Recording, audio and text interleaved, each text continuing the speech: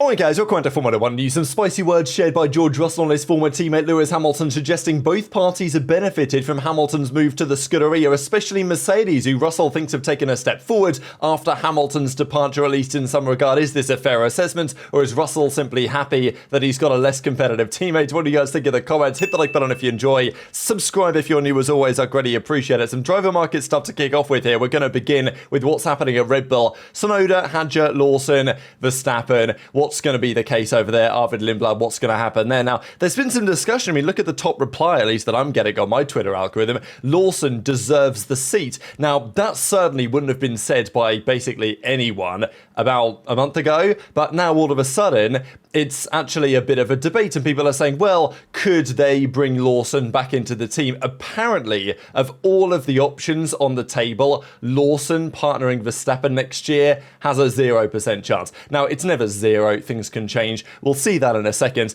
Yuki's future is a big question mark. If Horner was still in charge and things were going as they currently are, no doubt in my mind Yuki is not getting another drive next season in the Red Bull. But with Laurent Marquez, maybe that will change the absolute cutthroat mentality that Red Bull have had over the last, well, couple of decades, to be quite honest. Now, Honda definitely wanted Yuki in that seat. There is a couple of theories. I mean, I wouldn't call it a conspiracy precisely, but we know that Liam Lawson said that for the Chinese Grand Prix, they gave him an experimental setup, and then he believes, anyway, they used that setup to then demote him from the team. And he was like, well, you gave me a test setup to try and get me more comfortable and learn some things to help Max, and then I had a bad weekend, and then you're going to sack me based on that test setup? That's what Lawson's not very happy about, and since Horner's sacking, Lawson is now happy to talk about this type of stuff publicly while still racing for the team. But we also know that Honda were very keen to get Yuki in that seat. They, I'm sure, would have been frustrated that he wasn't in the car at the start of the season. And supposedly, they went to Red Bull and said, hey, Lawson's struggling, Yuki's our man, Japanese Grand Prix coming up, we'll give you a discount on engines if you bring Yuki in. So, look, I don't want to say that there's this whole big conspiracy where they gave Lawson this bad setup and then demoted him intentionally so they could put Yuki in the car. I don't really believe that, but if you wanted to, you could put 2 and 2 together and come up with 5 or maybe 4, depending on your opinion. Now, apparently, of all the options, though, Lawson has no chance.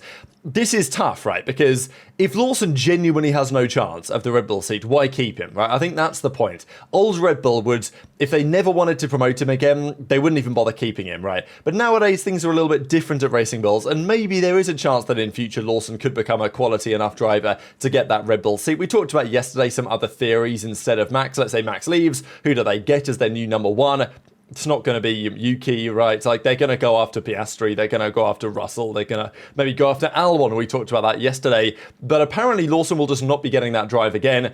It kind of makes sense, but it's still kind of tough because, according to sources, that Red Bull seat alongside Max, it's either going to be Yuki's to keep if things go to plan for him, or it's going to be Hadjar's, right? Those are really the two options right now for next season. Even if Lawson does a great job with respect to Hadjar for the rest of the season, they still probably won't give him the seat because it's like, well, we tried and it didn't work. So we'd prefer to try Isaac Hadjar and see how he could get on. And if Hadjar is getting torched again, then maybe you give Lawson the chance to step back in. I don't know.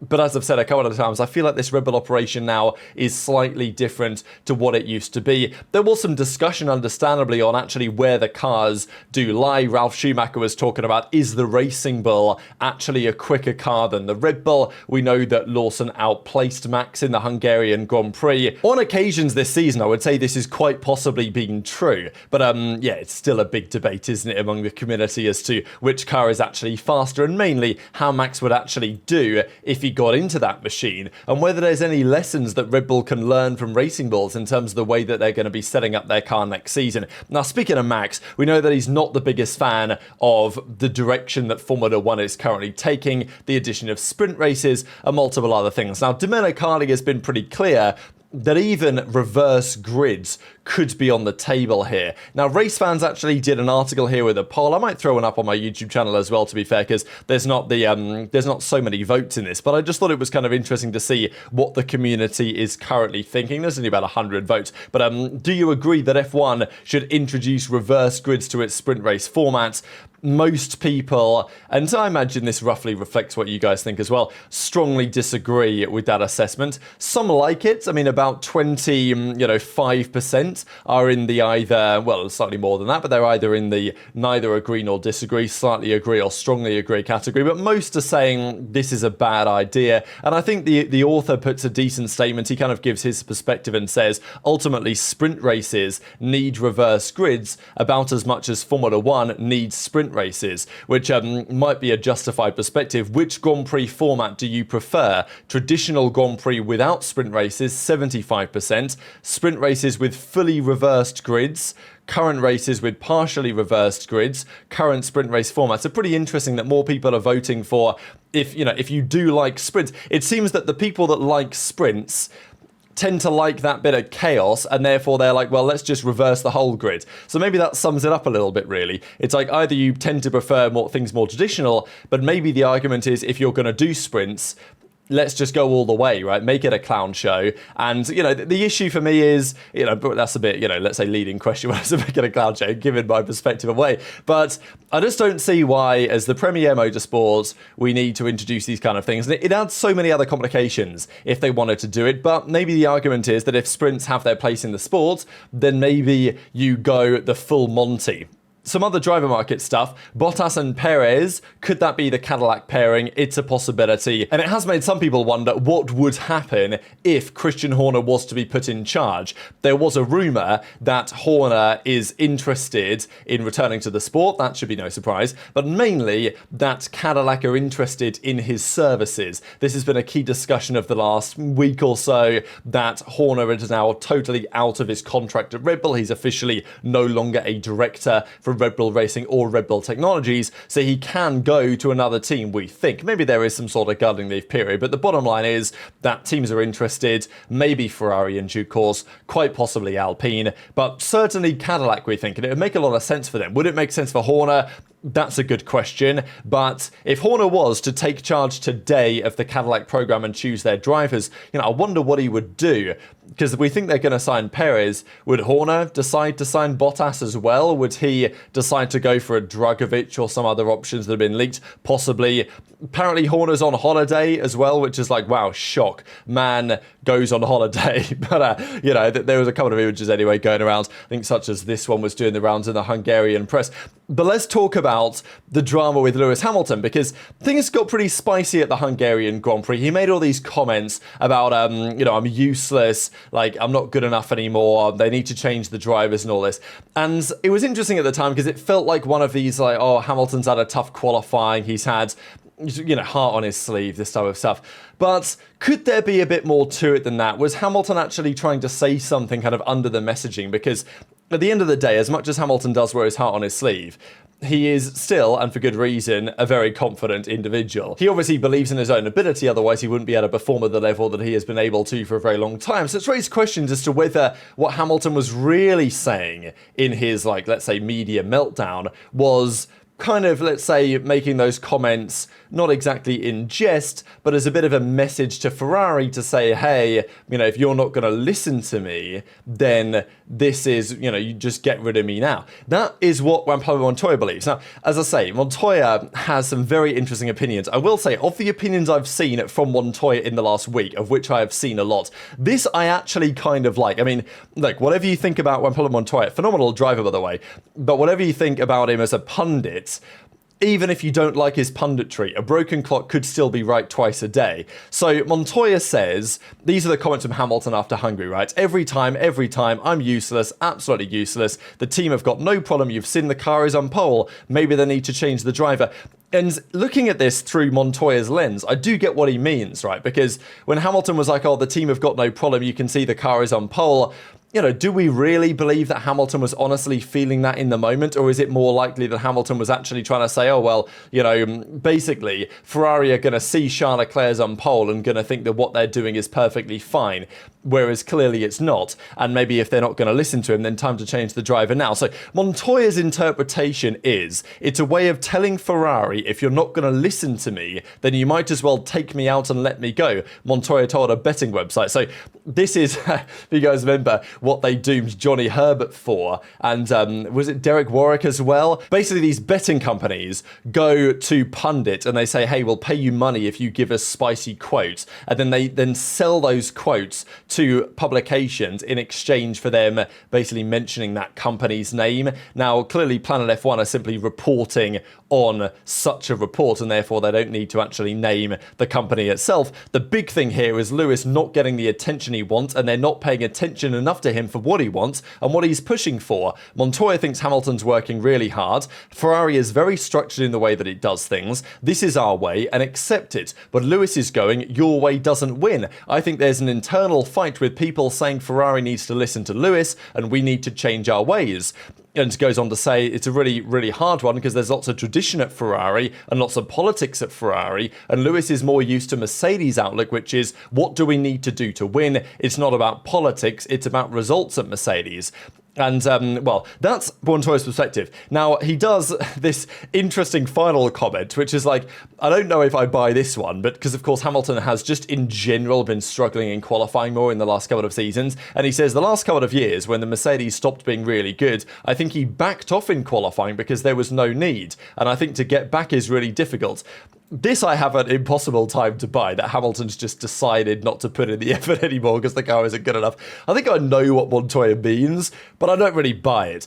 And a lot of things that Montoya says I don't really buy. But this theory around Hamilton making a comment that was kind of a secret message, you know, I see what he means. I see what he means. And I'm intrigued to your thoughts in the comments. And it is somewhat relevant to what we're about to discuss here with Russell, because Russell says that Hamilton's departure from Ferrari is benefiting all parties. Now, it's benefiting Russell for sure, and we'll talk about why in a second, but equally, it could be benefiting Ferrari in the sense that, well, is Hamilton trying to shift the tides, let's say, make a small adjustment on the steering wheel of the Ferrari ship that over the course of a couple of years can make a serious transition to its course? Here's Jean Todt and Charles Leclerc. Thought was a pretty cool image going around in the summer break as well. But let's talk about what Russell had to say, because after what Montoya was talking about, George Russell's also given his perspective on the seven-time world champion and the way that things are going currently at Mercedes. Now, Russell, of course,